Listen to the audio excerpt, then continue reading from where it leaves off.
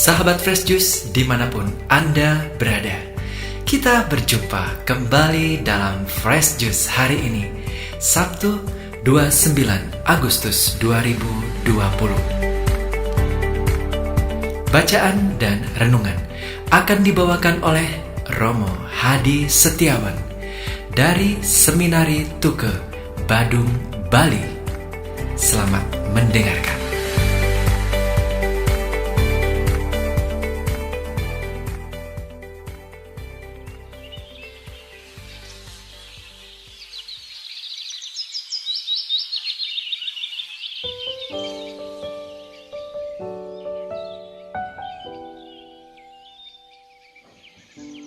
Saudara-saudara terkasih, selamat pagi.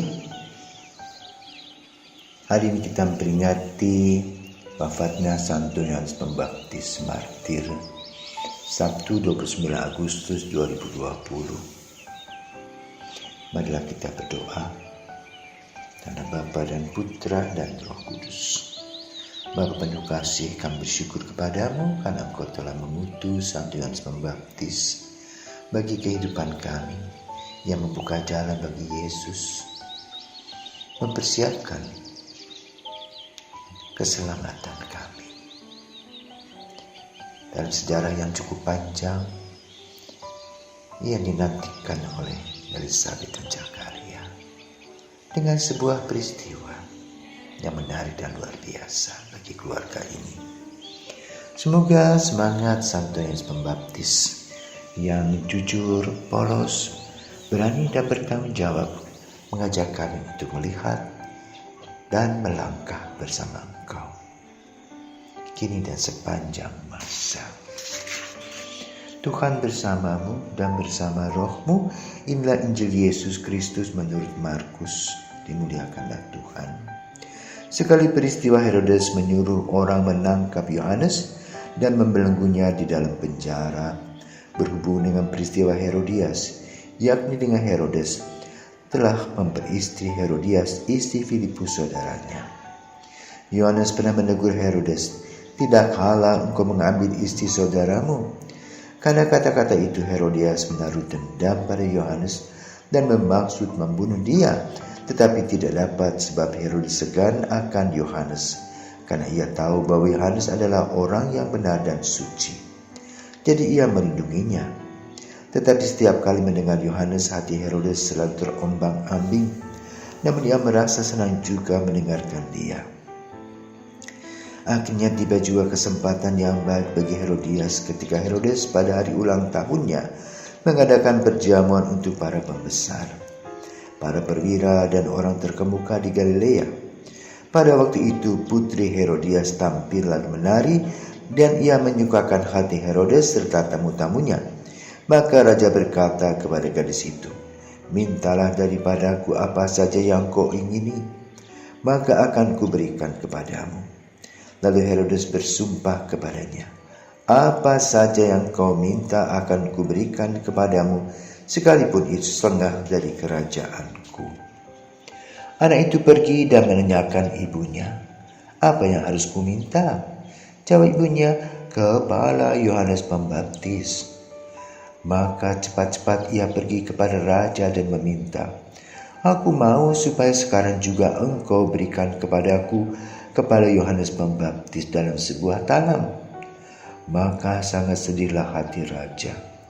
Tetapi karena sumpahnya dan karena segan terhadap tamu-tamunya, ia tidak mau menolaknya. Raja segera menyuruh seorang pegawai dengan perintah supaya mengambil kepala Yohanes. Orang itu pergi dan memenggal kepala Yohanes di penjara. Ia membawa kepala itu dalam sebuah talam dan memberikannya kepada gadis itu, dan gadis itu memberikannya kepada ibunya. Ketika murid-murid Yohanes mendengar itu, mereka datang mengambil mayatnya lalu membaringkannya dalam kubur. Demikianlah Injil Tuhan. Terpujilah Kristus.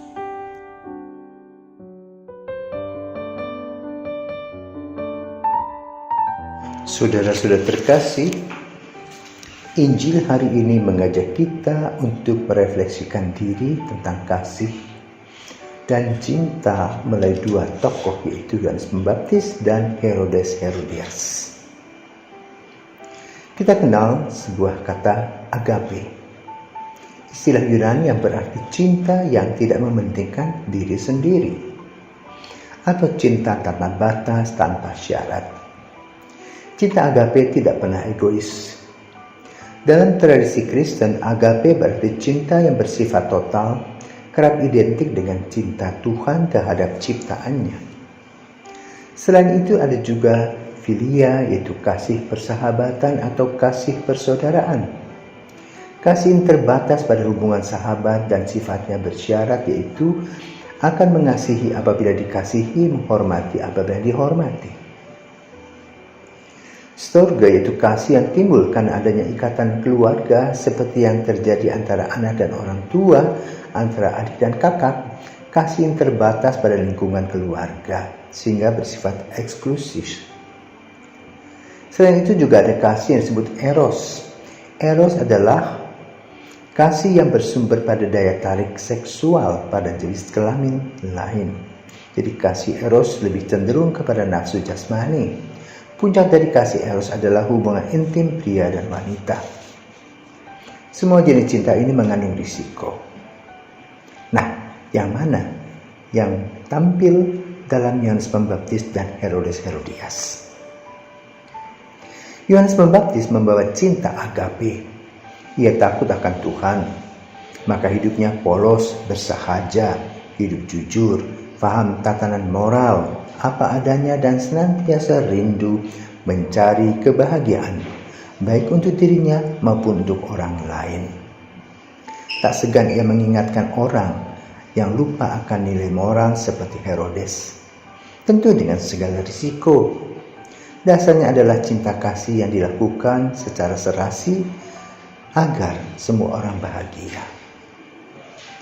Ketika Yohanes mendengar peristiwa Herodes Herodias, Yohanes merasa terganggu dengan pelanggaran moral yang terjadi dalam lingkungannya. Ia senantiasa mengabarkan, luruskanlah jalan Tuhan, kerajaan Allah sudah dekat. Maka ia berusaha untuk memberikan yang terbaik dalam kejujuran dan berani mengoreksi dirinya sendiri maupun orang lain yang berkaitan dengan kasih. Ketika Yohanes berbicara dengan temannya berpikir betapa beraninya dia menegur seorang raja bernama Herodes dalam kasus dengan Herodias. Salah-salah masuk penjara. Namun, Yohanes tetap mengambil keputusan untuk berani menghadap Raja Herodes dan menegur skandalnya bersama Herodias. Yohanes lebih memilih takut akan Tuhan. Maka ia datang menghadap Herodes. Dia mengatakan bahwa skandal Herodes Herodias telah menjadi bahan pembicaraan umum, gosip, di mana orang berbisik-bisik tentang skandal dua hero ini di belakang layar. Walaupun orang datang di depan raja memuji-muji alias orang menjilat karena apa, ingin pertahankan kedudukan atau mendapatkan sesuatu. Yohanes berani mengambil risiko. Ternyata ketika ia menghadap Herodes, akibatnya apa? Herodes marah besar karena merasa dia punya kuasa. Kekuasaan membuat Herodes takabur. Tetapi Yohanes tetap jalan terus dengan apa yang dia pikirkan dan refleksikan. Yang pasti adalah bahwa orang diharapkan mendapatkan kepuasan batin dalam kebahagiaan. Bagi Yohanes, tidak ada kasih yang lebih besar daripada kasih seorang yang memberikan nyawanya bagi sahabat-sahabatnya. Yohanes telah melaksanakan kejujuran dengan risiko yang pahit. Tetapi kepahitan itu merupakan sebuah obat bagi kehidupan manusia. Kedua, cinta Herodes kepada Herodias adalah eros, cinta yang romantis. Sifatnya ingin saling memiliki, baik secara tubuh maupun perhatian. Cinta eros mengarah kepada hasrat seksual. maka relasinya akan lebih intens, terlebih kalau sudah saling memberi diri dan mendapat kepuasan masing-masing. Biasanya berdua merasa dunia hanya menjadi milik mereka. Dan tentu saja hal ini perlu bagi orang yang hidup berkeluarga. Namun berbeda dengan kasus Herodes dan Herodias. Karena Herodias dan Herodes terlibat dalam perselingkuhan, Herodias mempunyai suami. Kekuasaan bisa membuat orang lupa. Herodes sebagai raja punya kuasa, tinggal tunjuk dengan jari apa yang dibutuhkannya. Tentu banyak perempuan yang ingin dekat dengan Herodes, karena akan mendapatkan banyak fasilitas dan kesempatan, uang dan kesenangan bisa didapat. Maka Herodias mencari akal untuk mencari perhatian pada Herodes dan kena. Ia sebetulnya masih punya suami, tetapi ditinggalkannya demi untuk mendapatkan seorang raja. Baginya nilai moral tak perlu dilanggar. Siapa takut, maka berjalan terus. Dengan pemikiran kesempatan itu cuma satu kali. Orang boleh melihat apa yang dilakukan di belakang layar. Silakan omong, aku cuek saja. Yang penting aku bisa menguasai Herodes dan mendapatkan kenikmatan dan mendapatkan kedudukan. Dosa yang ada tidak dirasakan sebagai sebuah dosa, anggap biasa saja. Tapi bagi Yohanes ini masalah. Herodes dan Herodias menikmati relasi ini tanpa rasa malu lagi. Tentu saja ketika Yohanes datang, seperti datang sebuah halilintar yang mengkritik perilaku mereka. Yohanes mengingatkan agar mereka sadar bahwa itu menjadi bahan pembicaraan umum. Karena apa? Bertentangan dengan nilai-nilai moral yang kurang bijaksana bagi seorang raja. Tapi harus berkata, boleh saja kau omong, tapi yang punya kuasa aku, mau apa kau? Maka kemudian Herodes menangkap Yohanes dan memasukkannya ke dalam penjara dengan kelanjutan nanti. Kepalanya dipenggal. Maka pada hari ini kita memperingati wafatnya Santo Yohanes Baptis yang hidup dalam kejujuran, takut akan Allah, dan memberi hati dan seluruh dirinya bagi Tuhan, bagi karya kasih-Nya. Hidupnya menjadi sebuah kurban dan pelajaran bagi kita. Maka mari saudara terkasih, kita merefleksi diri. Apakah kita mau mengikuti sikap Yohanes Pembaptis atau kita mengikuti Herodes yang semau gue? Semoga kita diberkati.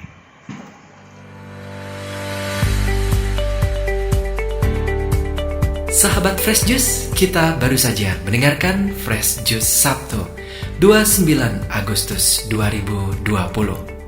Saya Yofi Setiawan beserta segenap tim Fresh Juice mengucapkan terima kasih kepada Romo Hadi Setiawan untuk renungannya pada hari ini. Sampai berjumpa kembali dalam Fresh Juice edisi selanjutnya. Tetap semangat, jaga kesehatan, dan salam Fresh Juice.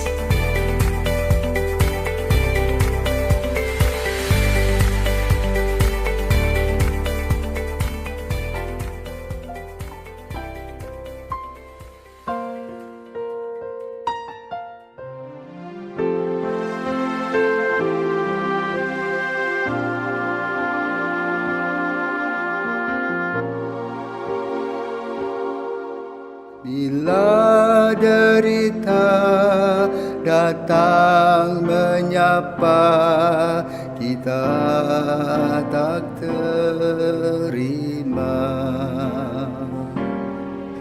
Bila kita melukai sesama, merasa biasa saja.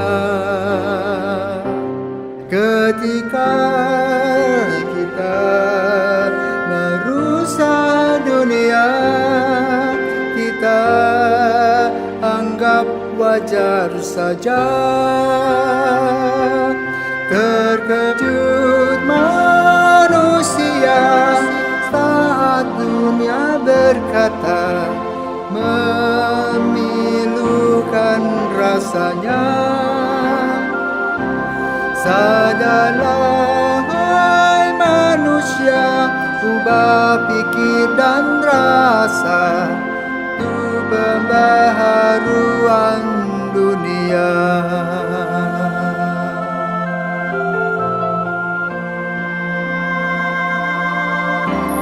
Kami manusia sering tidak berterima kasih kepadamu, maka dengan kesombongan kami melahirkan penderitaan sesama.